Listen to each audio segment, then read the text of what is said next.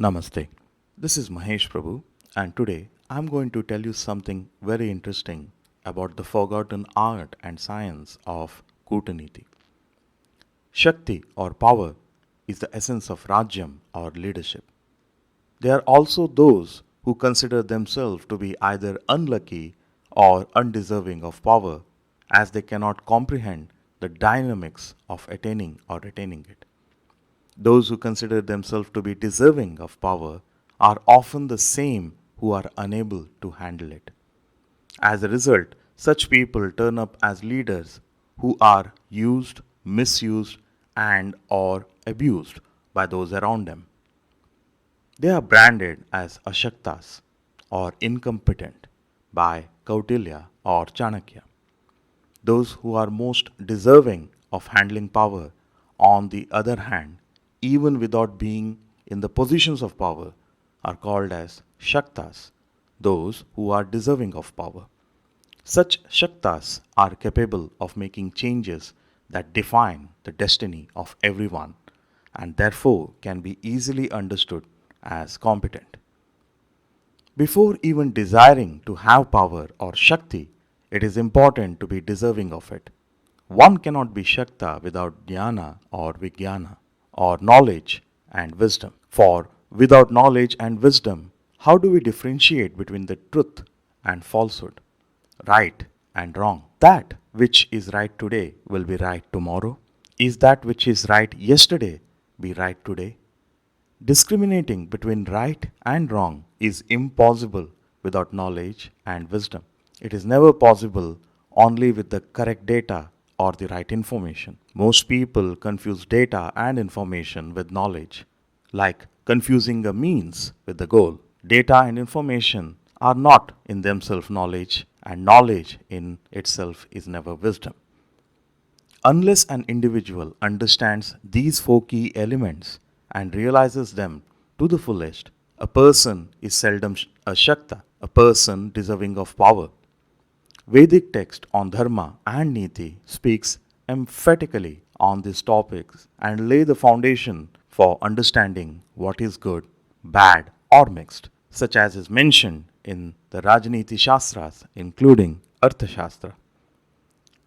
Arthashastra is about general politics, although it does speak of many aspects that are unknown to the present leaders and thinkers of politics. Authors of Arthashastra, including Bharadwaja, Shukracharya, Pishuna, and the like, prophesied that there are times when these knowledges are inadequate to address the challenges for those who are dharmic. These will be the times when people of asuric or evil tendencies assume positions of power, corrupt the system, and uproot the foundation of all that is good. In such times, it becomes apparent that a more formidable form of knowledge must be used, one that is discreet, shrewd, and effective besides adhering to dharma. This form of knowledge is called Kootaneeti. Kootaneeti is advanced art and science built upon the foundations of Rajniti. Its objective is to protect and uphold all that is dharmic and work for the universal welfare of all beings. However, Kootaniti is one step further. It doesn't hesitate to pursue a difficult path for the sake of upholding dharma.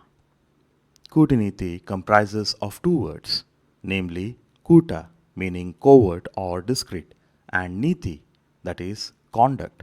Consider this. A ruthless dictator has assumed power. He is encircled by people driven by absolute greed and ruthlessness.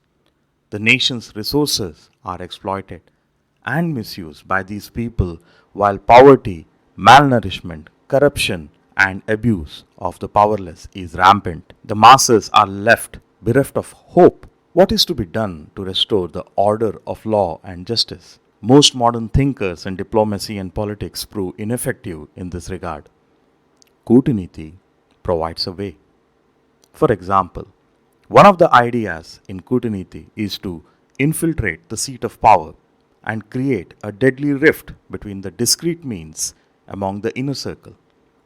The worst enemy to those in power are their own selves and the people closest to them. declares Kautilya. An external enemy, no matter how strong, cannot make a dent while the faculties of those in power are working to their fullest potential. It gives substantial tantras or strategies to penetrate, infiltrate, and destabilize those in power, besides identifying, installing, and empowering the deserving in their place. Shaktas. According to another author of Arthashastra, Shukracharya, those who abuse power might appear to be strong owing to their ruthlessness and cunning, but as a matter of fact, they are not. According to Bharadvaja, only that individual is formidable who has overcome all six limitations within. Read Arishadvargas, namely Kama or lust, Krodha or anger, Lobha or greed, Moha or infatuation, Mada or ego, and Matsarya, that is envy. According to Pishuna, even one of the six detrimental qualities, Arishadvargas, is adequate to cause the destruction of individuals in power. Kootaneeti is important not just for destruction of adharmic, but also to sustain the position of those who are dharmic, because Arishadvargas are common to all people except sadhus, renunciate celibates, those who are without any sense of attachment. It is important that a ruler employ mantri or ministers and tantri strategies to seek for any sign of weakness inside the administration or rajyam. Kootaniti always played a phenomenal role in building, sustaining, and empowering various Vedic empires as a tool to check the infiltration of clandestine elements into the system. Counterintelligence is among the most crucial faculties of this system of knowledge. Kootanitijna or practitioner of Kootaniti is a shadow player. He assists Rajanitijna but seldom takes a position that is visible to most people. This makes the person effective as well as efficient. Your enemy cannot destroy you if they don't know a thing about you, or who you are, or what you are capable of. Discretion and low key action is the hallmark of Kootaniti. Politicians often require the publicity and adoration of many people to seek acceptance, which makes them prone to several threats, including manipulation, honey trapping, conspiracy, and the like.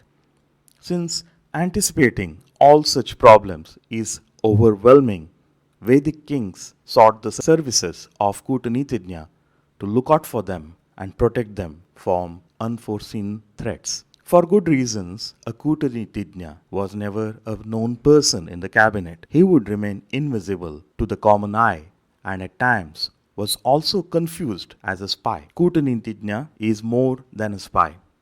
A spy is a soldier who obeys command without worrying much about consequences.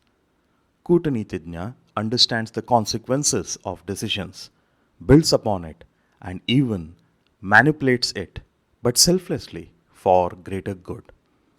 Such Kootanitijna never took credit for any successes or failures owing to their involvement.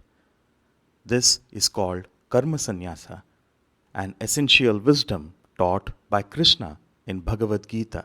Vamadeva, yet another important author of Arthashastra, hailed Krishna as one of the finest Kootanitijna. Krishna was the key strategist of the Pandavas. The Pandavas did not have the powerful army on the battlefield of Kurukshetra, and yet it was astuteness of Krishna which won them their war. Yet, in the end, Krishna was selfless. He didn't take any spoils of war. He sought neither position nor affluence. He remained above and beyond all mundane politicians. Qualities of Kootanitijna. Not all qualify to be Kootanitijna. It takes years of education, practice, and mentoring to become one. There were a few particular qualities sought for in Kootanitijna. Some of those qualities are enumerated in Arthashastra of Shukracharya, and they are as below. Jnani, deep understanding of dharma and niti. Vijnani, possessor of wisdom, Yogi, practitioner of dharma in all walks of life, Anuragi, possessing compassion, Nishkami, without lust, be it physical or emotional, Akrodhi, without a trace of anger, Nirlobhi, without greed, Nirmohi, without emotional attachment or infatuation, Nirmala, without a single blemish on one's character, Tyagi, to live without any trace of attachment and ability to renounce all possessions without second thoughts. Kootaneetijna were consultants and advisors to the rulers of their times, yet they seldom took any position. Most swore to remain detached and were seldom known to many within the governments. This position was often held by the Rajagurus, who happened to be the rishis. It is important to know all the authors of Arthashastra from Bharadwaja, Shukracharya, Vamadeva, Pishuna, Parashara until Kautilya lived as hermits away from the seat of power and wealth. They provided their counsel and advice only when asked for. They seldom sought publicity, titles, rewards from the king, and yet made insurmountable contribution to greater good. It could be hard to even comprehend their sense of modesty and dispassion towards wealth and position. It's impossible for many to believe that such people even ever existed, yet that they lived and achieved great feats without an ounce of vanity is the truth. I hope you enjoyed today's lecture. If you wish to learn more about Kootaneeti, do consider enrolling for my interactive course on the subject at www.kootaneeti.com. That is KOOTANEETI.com. Pranam.